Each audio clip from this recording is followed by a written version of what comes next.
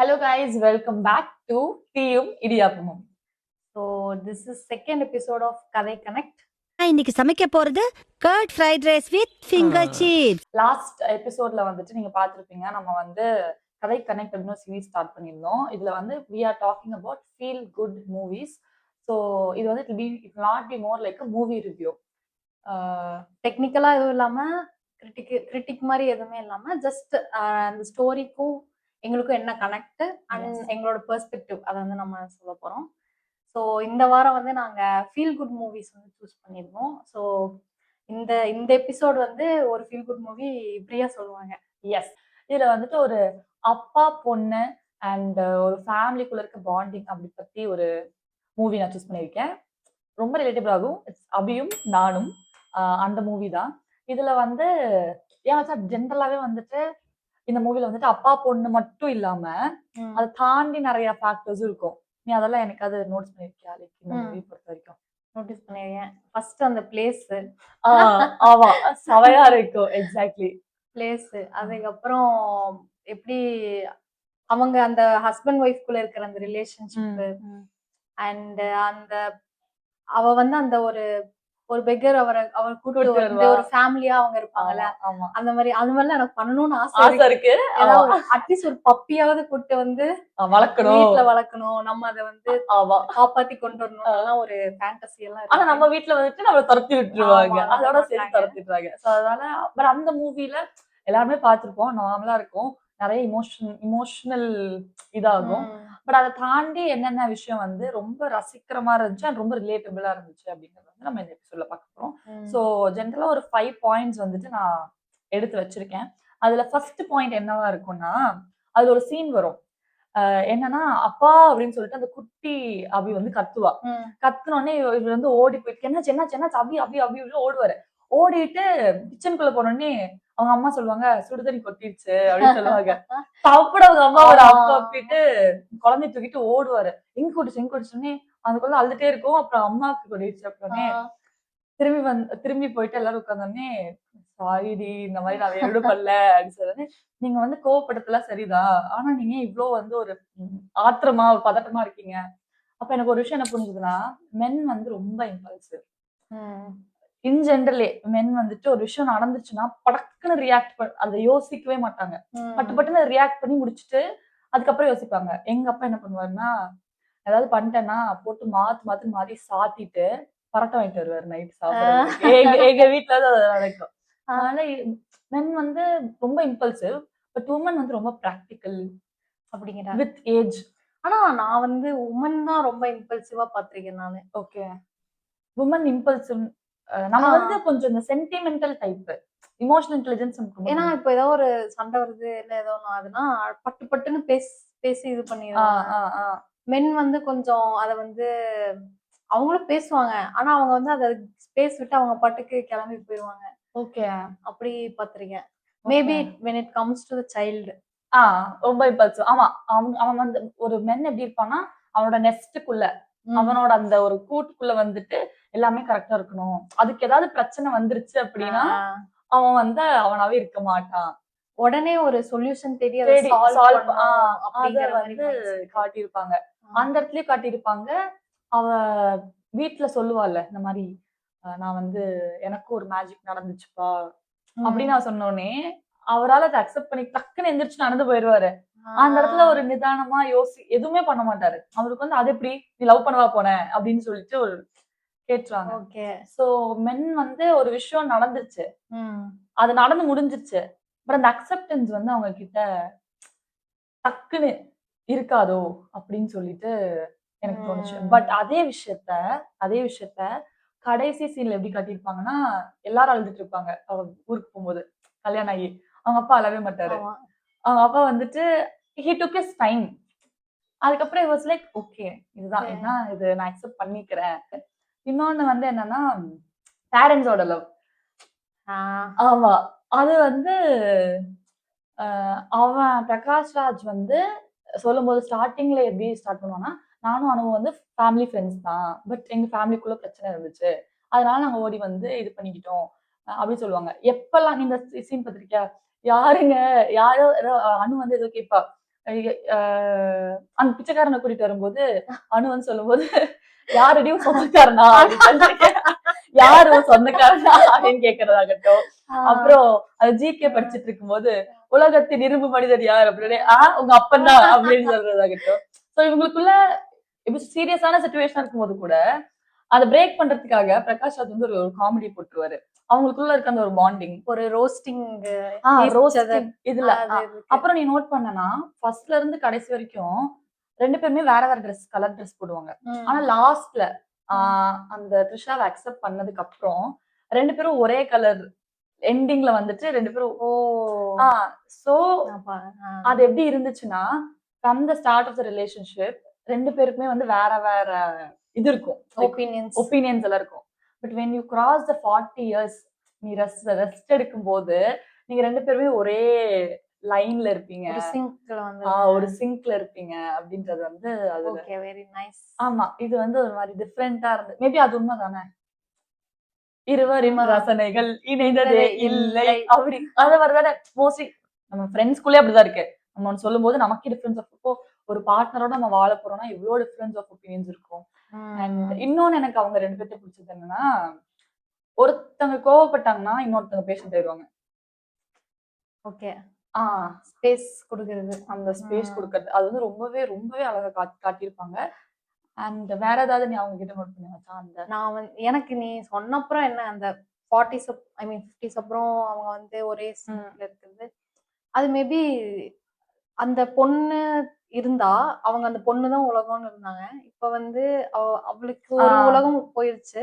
So இவங்க அவங்களுக்குள்ள life திரும்ப பிகின் பண்ற மாதிரி ஒரு இது வரும். ஆமா, மேபி நம்ம மோஸ்டா நம்ம பேரண்ட்ஸ்குள்ளேயே அதை பாக்கலாம்ல. அவங்களுக்கு நம்மள கிளப்பி விடுற வரைக்கும் ஆளாளுக்கு அடிச்சிட்டு இருப்பாங்க. அப்புறம் பார்த்தா ஒரு மயான ஒரு அமைதி ஆயிடுவாங்க. உனக்கு நான் எனக்கு நீ அப்படின்னு சொல்லிட்டு அவ்வளவுதான். அவங்க உலகம் ரொம்ப குட்டி சுருங்க ஆரம்பிச்சிரும். கரெக்ட். அது வந்து ஆனா அது அவங்களுக்கு கொஞ்சம் டிஃபிகல்ட்டாவும் இருக்கும்ல அந்த டைம்ல. சோ வி ஷெட் பீப்புள் அந்த மாதிரி நம்ம எப்படி சொல்லலாம், லூஸ் பண்றதுன்னு இல்ல. ஆனா ஒரு எப்படி இருக்குன்னா ஒரு கட்ட மேல கண்டிப்பா எல்லாரும் மூவ் ஆன் ஆயிருவாங்க. அப்ப அந்த மாதிரி ஒரு இது அது வந்து அந்த படத்துல காட்டியிருந்தாங்க.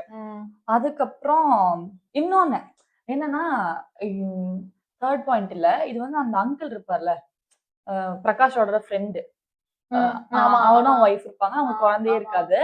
அந்த ரோல் வந்து சூப்பரா இருக்கும். எப்படி சூப்பரா இருக்கும்னா, எப்பெல்லாம் வந்து பிரகாஷ் ராஜ்க்கு ஒரு சிக்கல் இருக்க மாதிரி இருக்கோ அந்த ஃப்ரெண்ட் வந்து அதை ரிமூவ் பண்ணுவாங்க. இப்ப ஜிகே படிச்சுட்டு இருப்பான், என்னடா ஸ்கூல் இப்படி அப்படின்னு சொல்லி புலம்பிட்டு இருக்கும்போது அப்பா அவன் வந்து சால்வ் பண்ணி விடுவான். இந்த மாதிரி நீ பாத்துக்கோ, நீ படி, நான் வந்து வேலை எல்லாம் பாத்துக்கிறேன் அப்படின்னு சொல்லிட்டு அவன் சொல்றதாகட்டும். அப்புறம் அபி கல்யாணம் ஆகும் போதும் கூட வந்துட்டு அவன் போயிட்டு என்னடா ஹர்பஜன் சிங்க கூட்டிட்டு வந்திருக்கா அப்படின்னு அவன் புலம்புவான். அப்பவே வந்துட்டு ஒரு டயலாக் சொல்லுவான், என்னன்னா குழந்தைங்க வந்துட்டு பெத்தவங்க மூலமா இந்த உலகத்துக்கு வந்தாங்க, அவ்வளவுதானே தவிர they don't owe us anything. அவங்க லைஃப் வந்து அவங்க பாத்துப்பாங்க, நம்ம வந்து அவங்க கூட இருந்து சப்போர்ட் தான் பண்ணணும். அண்ட் அபி எடுத்த முடிவும் கரெக்டா தான் இருக்கும் அப்படின்னு சொல்றதாகட்டும். அப்புறம் அந்த சர்தார்ஜிக்கு வந்து அவன் ஒரு ஸ்டோரி சொல்லுவான். இந்த மாதிரி நான் வந்து பிச்சைக்காரன் மனுஷன் ஒரு காயின் கொடுத்தப்போ அவன் சொன்னா, நீ இந்த 1 ரூபாய் வந்து எடுத்துட்டு போ, எங்கேயுமே வந்துட்டு சர்தார்ஜி பிச்சை எடுக்கவே மாட்டாங்க, கூலி வேலை கூட செய்வோம், பிச்சை எடுக்க அந்த ஒரு டயலாக் இருக்கும். அது சொன்னதாகட்டும். எல்லாமே வந்து இவனுக்கு எப்பெல்லாம் கன்ஃபியூஸ்டா இருக்கோ அப்பெல்லாம் அந்த ஃப்ரெண்ட் வந்துட்டு இவனுக்கு ஒரு சொல்யூஷன் கொடுக்குற மாதிரி அது வந்து ரொம்ப பியூட்டிஃபுல்லா காட்டிப்பாங்க. அந்த கேரக்டரோட இம்பார்ட்டன்ஸ் கொடுக்கறது. அப்புறம் அவங்க குழந்தை இல்லைன்றத வந்துட்டு இவங்க ஒரு பிக்னிக் போயிருப்பாங்க. அந்த பிக்னிக்ல வந்துட்டு த்ரிஷா வந்துட்டு பிரகாஷ் ராஜை வந்துட்டு அப்ப குடிக்காதீங்க போதும் அப்படின்னு சொல்லுவா. கிளம்பும் போது அங்கிள் நீங்க ரொம்ப குடிச்சிருக்கீங்க, பார்த்து வண்டி ஓடிட்டு போங்கன்னு சொன்னேன், என்னமா பண்றது, எனக்கு உன்ன மாதிரி ஒரு பொண்ணு இல்லையே அப்படின்னு அவன் சொல்லுவான். சொன்ன உடனே எல்லாரும் ஒரு மாதிரி ஆயிடுவாங்க. அப்ப அந்த அவன் அங்கிளோட ஒய்ஃப் வந்து இந்த மாதிரி அபி எப்பவுமே வந்து அங்கிள் இப்படிலாம் ஃபீல் பண்ணவே மாட்டாரு, வேற யாராவது இருந்தா இன்னொரு கல்யாணம் பண்ணிடுவாங்க, எப்பயாவது குடிச்சாதாம இப்படி பேசுறாருன்னு அவங்க அந்த இடத்துல வந்து ஒரு இது பண்ணுவாங்க. லைக் எப்படி சொல்றதுன்னா அவங்களுக்கும் அது ஹர்ட் ஆயிருந்திருக்கும் தான். பட் தென் அவங்க வந்து அவரை விட்டு கொடுக்க கூடாதுன்றதுக்காக ஷீல் டூ சம்திங் அந்த இடத்துல. சோ அவங்களுக்குள்ளயும் இருக்க அந்த ஒரு பாண்டை வந்து அழகா காட்டியிருப்பாங்க. சோ நான் நினைக்கிறேன் எல்லா ஃபேமிலிக்கும் அப்படி ஒரு ஃபேமிலி ஃப்ரெண்ட் வேணும். லைக் த்ரூ அவுட்டா டிராவல் பண்றதுக்கு. ஃப்ரெண்ட்ஷிப்ஸ் ரிலேட்டிவ்ஸ் கூட எனக்கு தெரிஞ்சு ரிலேட்டிவ்ஸ்லாம் வாய்ப்பு இல்ல. வாய்ப்பே இல்ல. ஆமா. Maybe sometime very rarely sync vibe sync ஆச்சுன்னா. ஆனா வந்துட்டு ஃப்ரெண்ட்ஸ் தான். ஃப்ரெண்ட்ஸ் தான் எப்பவுமே. அந்த அளவுக்கு அந்த ஸ்டேஜ் நீ போற அளவுக்கு உனக்கு ஒரு ஃப்ரெண்ட் இருக்காங்கன்னா அதுவே ஒரு ஃப்ரெண்ட் இருந்தாலுமே அது ரொம்ப பெரிய விஷயம் தானே. ஆமா. நம்ம 40 வயசுலயும் நம்ம ஒரு விஷயத்த சொல்லி ஷேர் பண்ண முடியும் ஒருத்தங்க கிட்ட அப்படின்னா தட் இஸ் வெரி ஹியூஜ். அத வந்து அந்த அண்ட் உன் ஃப்ரெண்ட் வந்து உன் லைஃப் டெய்லி விட்னஸ் பண்றது வந்து ஒரு பெரிய விஷயம். ஆமா ட்ரூ. லைக் இப்போ எல்லாரும் இருக்காங்க பட் ஸ்டில் உன் கூடயே இருந்து அவங்க லைஃபையும் விட்னஸ் பண்ணி உன்னோட ஒவ்வொரு ஈவெண்ட்டுக்கும் அவங்க இருக்கிறது வந்து ரொம்ப பெருசு. Really blessing. அது வந்து உங்களோட 10 வருஷம் 12 வருஷம் 30 வருஷம் ஃப்ரெண்ட்ஸ்லாம் யாராவது இருந்தாங்கன்னா கண்டிப்பா அவங்களை வந்து ஒரு ஷவுட் அவுட் கொடுங்க கமெண்ட்ஸ்ல மறக்காம. அவங்க அம்மா பொண்ணுக்குள்ளேயும் பாண்டு நல்லா ஆமா ஆமா நான் ஸ்மூத்தா நான் தான் சொல்ல வந்தேன். என்னன்னா பொண்ணுங்க வந்து அப்பா கூட க்ளோஸ் தான். லைக் இன் ஜெனரல் அந்த ஒரு பாண்ட் இருக்கும். பட் பிராக்டிக்கலான விஷயத்துல பேசுறது வந்து அம்மாட்ட தான். அதையும் வந்துட்டு அது நல்லா இருந்துச்சு. அவங்க அண்டர்ஸ்டாண்டிங்கா இருக்கிறது அது எல்லாமே நல்லா இருந்துச்சு. ஆமா சூப்பர். அதுவும் ஒரு பாயிண்ட் ஆக்சுவலி. பொண்ணுங்க வந்து எல்லாத்தையுமே அப்பாட்ட போயிட்டு சொல்லிட மாட்டாங்க. ஒரு சில விஷயம்லாம் அம்மாட்ட தான் சொல்ல முடியும். அம்மாட்ட சொன்னா மட்டும் தான் அவங்க புரிஞ்சுப்பாங்க. அதுக்கப்புறம் அம்மா போயிட்டு அப்பாட்ட சொல்லி உடைச்சு இந்த மாதிரி விஷயம் பண்றது அதெல்லாம் வந்துட்டு அதுல அழகா கட்டு. அண்ட் இப்போ ஜென்ரலா ஒரு பொண்ணு ஒரு அப்பாவோ இல்ல அம்மாவோனா யாரோ ஒருத்தரோட ரொம்ப க்ளோஸா இருந்தாங்கன்னா ஒருத்தங்க வந்து ஒரு லெஃப்ட் அவுட்டா ஃபீல் பண்ணுவாங்கல்ல. ஆமா ஆமா. சோ அது அந்த படத்துல இல்ல. அது ரொம்ப ஈக்குவலா எல்லாமே பேலன்ஸ் பண்ணாங்க. அந்த பொசசிவ்னஸ் அது எல்லாம் எதுவுமே இல்லாம நல்லா பேலன்ஸ் பண்ண அந்த லவ் வந்து ஈக்குவலா கொடுக்கிற மாதிரி பேலன்ஸ் பண்ணாங்க. அது ரொம்ப நல்லா இருக்கும். அந்த ஸ்பேஸ் வந்து பேரண்ட்ஸும் அவளுக்கு கொடுத்திருப்பாங்க. அவளும் உங்களுக்கு திருப்பி கொடுத்திருப்பா. ஆமா அது வந்து வெரி நைஸ். எஸ். அண்ட் த்ரிஷாவோட கேரக்டரும் நல்ல ஒரு போல்டான ஒரு பயங்கர ஒரு கான்ஃபிடென்ட்டான ஒரு கேர்ளா காமிச்சிருப்பாங்க. அது எனக்கு ரொம்ப பிடிச்சிருந்தது ஆக்சுவலி. ஜென்ரலா அப்படி இருக்கும்ல. நீங்க பாத்தீங்கன்னா லைக் எந்த வீட்ல அந்த ஃப்ரீடம் அந்த ஒரு அப்பா பொண்ணு பாண்டிங் நல்லா இருக்கும். லவ் நிறைய இருக்கும். அந்த கேர்ள்ஸ் எல்லாம் இன்னும் கான்ஃபிடென்ட்டா இருப்பாங்க. பிரேவா அவங்களால எதுவுமே லைக் அவங்க வந்து தைரியமா ஒரு விஷயத்தை போய் பண்ணுவாங்க. யோசிக்க மாட்டாங்க. இதே கொஞ்சம் வீட்ல ஏதோ என்ன சொல்லுவாங்களோ என்ன இது பண்ணுவாங்களோ பயந்துட்டோம்னா நமக்கு அந்த அடுத்தவனை போய் அந்த ஹெல்ப் பண்ற அந்த தைரியம் வராது. ரொம்ப ஈஸியா வராது. நம்மளே அதை பிரேக் பண்ணி வந்தாதான் அது வரும். அதெல்லாம் ரொம்ப அந்த கேரக்டரைசேஷன்லாம் ஆமா சூப்பரா காமிச்சிருந்தாங்க. சோ அதே மாதிரி என்ன ஆகும்னா அபி விஷயம் வந்து இப்படி போயிட்டே இருக்குமா லவ் பண்றது எல்லாம் இருக்கும். பிரகாஷ் அதை அக்செப்ட் பண்ணிக்கவே முடியாது. ரொம்ப கஷ்டப்படுவான் அதை அக்செப்ட் பண்ணிக்கிறதுக்கு. அப்போ வந்துட்டு எல்லாம் ரியலைஸ் ஆனதுக்கு அப்புறமா அபி வந்து சொல்லுவான் இந்த மாதிரி அப்பா உங்களுக்கு பிடிக்கலன்னா நான் விட்டுறேன்ப்பா அப்படின்னு சொல்லுவா. சொன்னதுக்கு அப்புறம் இவனுக்கு ஒரு மாதிரி இதாகும். சரி நம்ம பொண்ணு வந்து நம்மளை பத்தி யோசிக்கிறா. பிரகாஷ் தான் சொல்லியிருப்பானே அந்த இடத்துல லவ் லவ் லவ் யாரோ ஒரு பையன் வந்து அவளுக்கு லவ் லெட்டர் கொடுக்கப்ப என்ன சொல்லியிருப்பான், இதெல்லாம் நார்மல் தான்மா, நீங்க ஒருத்தரை மீட் பண்ணும்போது உனக்கு தோணும் இவங்க கூட தான் லைஃப் ஸ்பெண்ட் பண்ணணும்னு. அப்படி இருக்கும்போது நீயே ஒரு டிசிஷன் எடுப்ப சொன்னேன். நீங்க தானப்பா சொன்னீங்க நான் ஒருத்தரை மீட் பண்ணுவேன்னு. பண்ணதுக்கு அப்புறம் நீங்க எப்ப இப்படி பேசுறீங்கன்னு சொன்னேன். இவன் ஒரு மாதிரி இதே கையை ரிலைஸ் பண்ணி பண்ணுவான். அதுக்கப்புறம் வந்து அனு கிட்ட பேசும்போது அவன் ஒய்ஃப் கிட்ட பேசும்போது சே நம்ம குழந்தைங்க நமக்கு எவ்வளவு கத்து கொடுக்குறாங்க இதெல்லாம் சொல்லிட்டு உன் அப்பா அம்மாவுக்கு இப்படிதானே அனு இருந்திருக்கும் நான் உன்னை கூட்டிட்டு வந்தப்போ ஓகே உன் அப்பா அம்மாவை வந்து நம்ம கூப்பிடலாம் கல்யாணத்துக்கு அப்படின்னு சொல்லுவோம். Life comes in circle. So அடுத்த விஷயம் என்ன அதுல நான் நோட்டீஸ் பண்ணேன்னா இந்த சைக்கிள் வந்து வாங்குறேன் அப்படின்னு சொன்னப்போ வந்து ஒரு சண்டை வரும். அந்த சண்டையில வந்துட்டு பாத்தீங்கன்னா அவங்க அப்பா இருந்துட்டு எனக்கும் தான் வந்துட்டு நடு லேக்ல போயிட்டு பௌர்ணமி அன்னைக்கு அவோடு கத்தணும்னு இருக்கு, அதுக்குன்னு நான் நினைக்கிறதெல்லாம் ஃபுல்ஃபில் பண்ண முடியும் அப்படின்னு சொல்லிட்டு கேட்டிருப்பாரு. அப்போ த்ரிஷா இருந்துட்டு அதை ஞாபகம் வச்சு ஒரு 3 years 4 years கழிச்சு வந்து அவங்க அப்பா பர்த்டே அன்னைக்கு நைட்டு அதே மாதிரி லேக்க கூட்டிட்டு போயிட்டு கத்துங்கப்பா அப்படின்னு சொன்னோடனே அவருக்கு வந்துட்டு உனக்கு எப்படிமா தெரியும் அப்படின்னு சொல்லிட்டு கேட்பாரு. அவர் கோவத்துல என்னைக்கும் சொன்னது இவ அதை ஞாபகம் வச்சு வந்துட்டு பண்ண சொல்லியிருப்பாங்க அப்பாவை. உடனே அவருக்கு ரொம்ப ஹாப்பி ஆயிடும். அப்ப எனக்கு என்ன தோணுச்சு அப்படின்னா நம்ம வந்து ஜென்ரலாவே வந்துட்டு விமன் டாக் அ லாட். நம்ம வந்து பேசுவோம் நிறைய. நம்மள யாரும் லிசன் பண்ணணும்னு நினைப்போம். லிசன் பண்ணாடி கோவம் வரும். பட் நம்ம அதே விஷயத்த வந்து நம்மளோட ஆப்போசிட் ஜெண்டருக்கு பண்ணிட்டு இல்லையோ அப்படின்னு சொல்லிட்டு எனக்கு தோணும். லைக் ஒரு மென் வந்து பேசுறாங்க அப்படின்னா அவங்க நிறைய பேச மாட்டாங்க, அளவா பேசுவாங்க. பட் அவங்க பேசுறதுக்கு நம்ம வந்து எவ்வளவு லிசன் பண்றோம், அதுக்கு எவ்வளவு வந்து நம்ம ரிஃப்ளெக்ட் பண்றோம் அப்படிங்கிறது வந்து ரொம்ப கம்மியா இருக்கும். அப்படி வந்து எனக்கு அதை பார்த்தோன்னே எனக்கு தோணுச்சு. அதுல வந்து த்ரிஷா எப்படி அழகா அது பண்ணியிருப்பாங்க. அது ஞாபகம் வச்சு பண்ணும்போது அவங்களுக்கு ரொம்ப ஸ்பெஷலா ஃபீல் ஆகுது. ஓகே ஆமா நைஸ். எஸ். அதான் நான் வந்துட்டு நீ அதை சொன்னப்பறம் எனக்கு வந்து இந்த லைக் பேரண்ட்ஸ் வந்து நம்ம கிட்ட ஜென்ரலா வந்து இப்ப வீடு கட்டணும், ம். இத பண்ணணும், இங்க போகணும், அங்க ம், போகணும்னு ம், சொல்லுவாங்க. ம். கோயில் போகணும்னு சொல்லுவாங்க. ஆமா, ஆனா இந்த மாதிரி உங்களுக்கு சின்ன சின்ன ஆசை இருக்கும்ல, ஆமா. இந்த மாதிரி ஆசைகளையும் வந்து அவங்க நம்மகிட்ட சொன்னா நல்லா இருக்கும் அப்படின்னு எனக்கு வந்து நீ சொன்னப்புறம் தோணுச்சு. ம், ம், ம். எல்லாமே ஓகே. அது கோயில் போகணுங்கிறது ஒரு சின்ன ஆசை தான். ம். பட் ஸ்டில் இந்த மாதிரி ஒரு மெமரிஸ் கிரியேட் பண்ற மாதிரி ஒரு ம். அழகான ஒரு இது கிரியேட் பண்ற மாதிரி ஒரு அந்த மாதிரி சின்ன சின்ன அவங்க இன்னர் சைல்டு கொண்டு வெளிய கொண்டு வர ஆமா. மாதிரியான ஒரு விஷயங்கள்லாம் சொன்னா we can make more memories ம். and ரொம்ப ஃபுல்ஃபில்லிங்காவும் இருக்கும் நமக்கு. ஆமா. ஆக்சுவலி அவங்க ஒரு பவுண்டரி செட் பண்ணிடுறாங்க. நம்ம பேரண்ட்ஸ் ஆயிட்டோம். ம். நம்ம இப்படிதான் அப்படின்ற மாதிரி set ஆமா. அத கொஞ்சம் இதெல்லாம் ரொம்ப குழந்தைத்தனமா இருக்கு. இதை ஏன் வந்து நம்ம ஆமா, சொல்லணும் ஆமா, இவங்க கிட்ட? ஆமா. அந்த மாதிரி அவங்களே அவங்களுக்குள்ள வச்சு ம். மறைச்சிருவாங்க. சோ அத பண்ணாதீங்க. யாரும் அத பண்ணாதீங்க. ஆமா. சோ இப்போ உனக்கு தெரியுமா மச்சான் உங்க அப்பாக்கு இந்த மாதிரி ஏதாவது ஆசை இருக்கான்னு? தெரியாது. அத பத்தி நாங்க பேசுறதும் இல்ல. நான் எங்க அம்மாட்ட கேட்பேன் ஆனா. ஆ. அம்மா உங்களுக்கு என்னம்மா பண்ணும்? உங்களுக்கு எது பண்ணா நீங்க ஹேப்பியா இருக்கீங்களாம்மான்னு கேட்பேன். அப்பப்ப கேட்பேன். நீங்க ஹேப்பியா இருக்கீங்களான்னு கேட்பேன். அதுக்கப்புறம் அம்மா உங்களுக்கு ஏதாவது ஆசை இருந்தா சொல்லுங்கம்மா. எங்க அப்பாட்டயும் நான் கேட்டிருக்கேன். ஆனா அவங்க வந்து உங்களுக்கு என்ன ஆசை? நீங்க படிச்சு நல்லாதான் இருந்தீங்கன்னா அதுவே போதும் அப்படிம்பாங்க. அவ்வளவுதான் அவ்வளவுதான் சொல்லுவாங்க. ஆமா. இப்ப என் இதுல என்னன்னா நான் வந்து இப்போ எங்கேயாவது போகணும், இந்த இந்த செடி இந்த ஆறு இதெல்லாம் பார்க்கணும்னா எங்க அப்பா ஊர்ல தானே இருந்தாரு ஊட்டில. சோ அவர் வந்துட்டு இது எப்பவும் இருக்குதானே, இதை பாக்குறதுக்கு எதுக்கு நீங்க அங்க வரைக்கும் போனோம் அந்த மாதிரி சொல்லி முடிச்சுட்டுவாரு. ஆனா அதையும் தாண்டி அவர் கண்டிப்பா ஏதோ ஒரு ஆசை இருக்கும்ல. ஆமா, கண்டிப்பா. ஏதோ ஒரு ஒரு பீச்ல போய் நிக்கணும், ஆமா. அந்த மாதிரியாவது ஏதாவது ஆசை இருக்கும். ஆனா அந்த மாதிரி நம்ம பேசினதும் இல்ல, அவரு சொன்னதும் இல்ல. ஆமா. எஸ். பட் இந்த மாதிரி வந்து if you are a parent and watching this, நீங்க கண்டிப்பா உங்களோட குழந்தைகிட்ட போயிட்டு எனக்கு இது இருக்கு இது இருக்குன்னு கேளுங்க. அவங்க வந்து உங்களை பாரமாவோ ஒரு உங்களுக்கு தான் நினைக்கவே மாட்டாங்க. they'll be happy. ஃபைனலி நம்ம பேரண்ட் வந்து நம்மகிட்ட ஒரு விஷயம் கேக்குறாங்க அப்படின்னு அவங்க ஹாப்பியா இருப்பாங்க. உடனே வந்துட்டு நாங்க கேக்குறோம், நீங்க நல்லா இருங்க, வேலைக்கு போங்க, கல்யாணம் பண்ணுங்க எல்லாம் சொல்லாதீங்க. அது அப்பாற்பட்டு லிட்டில் திங்ஸ். எஸ். ஓகே. அது ஒண்ணு. அப்புறம் நிறைய இந்த மூவில இருந்தது. பட் ஸ்ட்ராங்கா எனக்கு வந்து இந்த இதை சொல்லி கன்க்ளூட் பண்ணணும் அப்படின்னு இருக்கு. ஏன்னா த்ரிஷா வந்துட்டு அந்த அந்த படத்துல வந்து எல்லா இதுலயும் ஒரு சொல்லியிருப்பாங்க, I know what I'm doing பா அப்படின்னு. அது கடைசியா பிரகாஷ் ராஜே இருந்துட்டு தெரியுமா you know what you're doing அப்படின்னு சொல்லிட்டு அவரு சொல்வாரு. அது வந்து நம்ம வந்து ஆஸ் அ உமன் நம்ம வந்து அந்த ஆர்குமெண்ட் வந்து வீட்டுல ஸ்ட்ராங்கா வைக்கணுமோ, நான் வந்து இனஃபா வைக்கிறது இல்ல.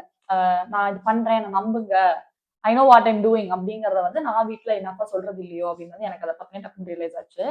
நீ சொன்ன மாதிரிதான் அதுல ஒரு போல்டா இருப்பா, சூப்பரா காட்டியிருப்பாங்க. பட் நம்மளும் அந்த மாதிரி இல்லையோ அப்படின்னு எனக்கு வந்து தோணுச்சு. நம்ம வந்து அதை ப்ரூவ் பண்ணாதான் அவங்க நம்ம சொல்றதே அப்பதான் நம்புவாங்க.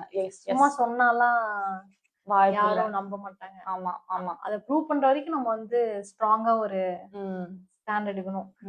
ஆமா. அண்ட் ஆல்சோ நம்ம வந்து இப்போ ஒரு விஷயம் நம்ம என்ன பண்றோம்னு தெரியலன்னா கூட அது அந்த டெசிஷன் வந்து நம்ம நினைச்ச மாதிரி முடியாட்டி கூட நம்ம பேரண்ட்ஸ் நம்ம கூட இருப்பாங்க சப்போர்ட்டுக்கு அப்படிங்கிற ஒரு பிலீஃப் நமக்கு இருந்துச்சுன்னா அதை வந்து நம்ம போல்டாவே நம்ம ஸ்ட்ராங்கா ஸ்டாண்ட் எடுத்து பண்ணலாம்.